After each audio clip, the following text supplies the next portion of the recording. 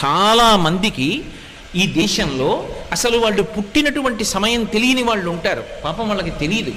వాళ్ళు జాతకర్మ చేయించుకున్న వాళ్ళు కారు, వాళ్ళకి జాతకాలు తెలియవు. తెలియనప్పుడు ఎవరైనా ఇబ్బందులు పడుతున్నారనుకోండి, పెద్దలు ఏం చేస్తారంటే వాళ్ళు పడుతున్న ఇబ్బందిని వింటారు. బహుశः జాతకంలో వీళ్ళకి ఈ దోషం ఉండి ఉంటుందేమో అని అనుమానం ఉంటే ఓసారి శ్రీకాళహస్తి వెళ్ళి దర్శనం చేసుకో అంటారు. శ్రీకాళహస్తి వెళ్ళి దర్శనం చేసుకోని ఎందుకంటారంటే, లోపలికి వెడుతున్నప్పుడే అపసవ్యంగా వెడతాడు.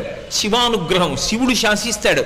అపసవ్యం నీకు ఇష్టం, వాడు నాకు అపసవ్యంగా వచ్చాడు, అవమానం నాకు, కానీ నేను దాన్ని సత్కారంగా స్వీకరిస్తున్నా, వాడి జోలికి నువ్వు వెళ్ళడానికి వీల్లేదు.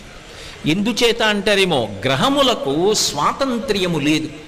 చాలామంది తెలియక శనీశ్వరుడు అంటుంటారు. శనీశ్వరుడు అన్న మాట లేదు అసలు, శనైశ్చరుడు.